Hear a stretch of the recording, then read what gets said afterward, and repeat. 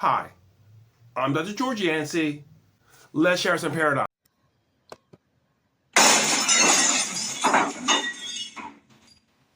And the paradigm I want to share today is I was wrong. I want to take us back to those good old days of COVID.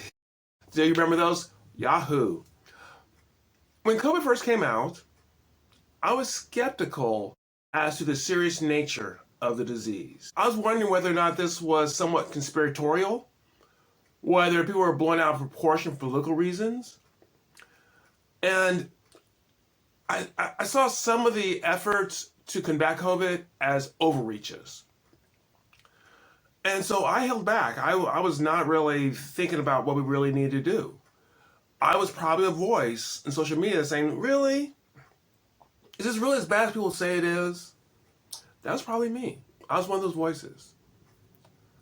Over time, it became clear that COVID was a very serious situation.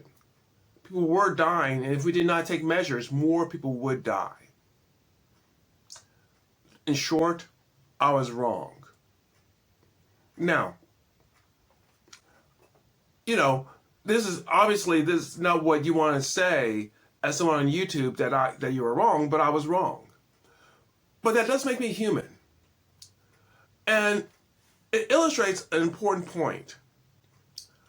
I was wrong about what I believe about COVID at that period of time, and later on I realized I was wrong. There are some beliefs I have today that I'm wrong about. At the time when I was believing about COVID, I did not know I was wrong at that period of time. Later on, as more information came out, I realized I was wrong. There's something I believe today that maybe as more information comes out, I realize I'm wrong about that. Now here's what comes back to reality. You're wrong about something. You're not God. You don't have all knowledge. You can't see the past, present, and future. You're human, and you're wrong about something. The thing is, you do not know what you are wrong about. Just like I did not know I was wrong about COVID at that time, you don't know what you're wrong about today. What this should give us is a level of intellectual humility. Now, there are some things I'm more certain that I'm right about than others. There are things that I have higher degrees of confidence that I'm right about. But I don't have that high degree of confidence about everything. Some people act as if they have this high degree of confidence on all of their beliefs and opinions. And it makes it harder for them to later on admit that they were wrong. Okay, if you're enjoying this, please like this video. If you like this sort of content, please consider subscribing. Leave a comment, if you will. If you disagree, leave a comment. You may be right, or you may be wrong. You're wrong about something, all right? Can we agree that you're wrong about something, that you don't know what it is, but you are wrong about it? Or perhaps you believe that you are a deity and you know everything. And I know that I'm wrong about something today, okay? So let's just put ourselves on even playing field. How do you figure out what you're wrong about? And we're never going to get there completely. Like I have total confidence that all my opinions are correct. But how can we get closer there? We need to know that there's a tendency known as confirmation bias. And I have a video on that.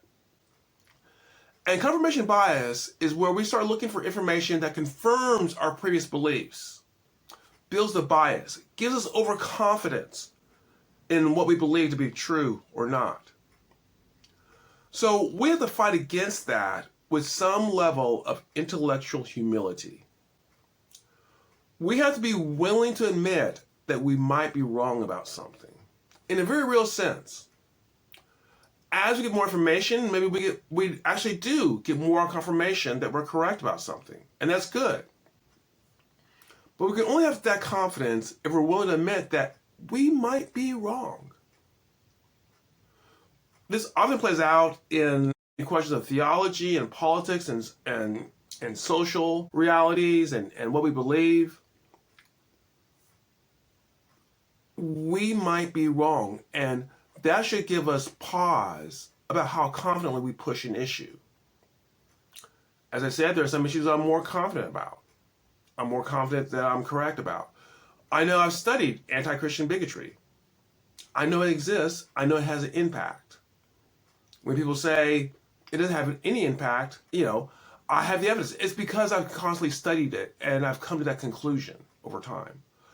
Other opinions, I have feelings towards.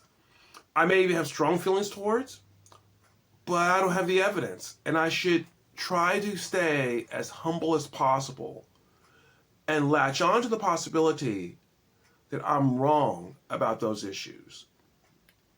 And then as I get more evidence, perhaps my mind will be changed. Perhaps I'll become more confident in my assertions. I want to be very clear about this. This is not a plea for skepticism.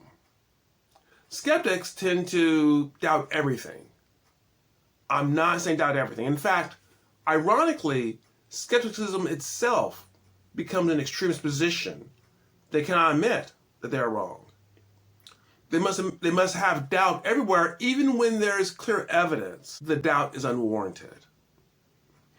I remember I was in a discussion with someone who made the argument that pornography does not have pernicious effects. And even when I showed him reams of data that it does, he held on to his skepticism. Skepticism itself can become a dogmatic way of thinking. So I'm not advocating for skepticism. What I'm advocating for is to try to avoid our dogmatism. And let me help a little bit with this. An attitude that helps us to find out when we're wrong is intellectual curiosity. When someone disagrees with me, rather than my first instinct to attack them and show them just how wrong they are, perhaps my first instinct should be, and I'm not saying I do this all the time, please don't hold me up as perfection on this, but perhaps my first instinct should be, why do you believe what you believe? Why do you hold this belief that I see as 180 degrees from where it should be? What evidence do you have? Now, maybe they have none. Maybe they have solid evidence. Maybe they have circumstances that led them to that belief. Understanding that can help me to understand a different way of looking at things, and perhaps maybe help me to think that maybe I was wrong about this. Or what it could do is strengthen my belief.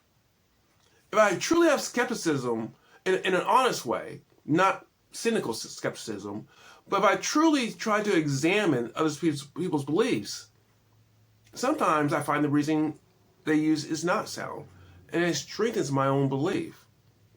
Are we willing to put our beliefs out there to see whether or not they're correct? Or are we going to hold on to them dogmatically no matter what, even though sometimes we are wrong?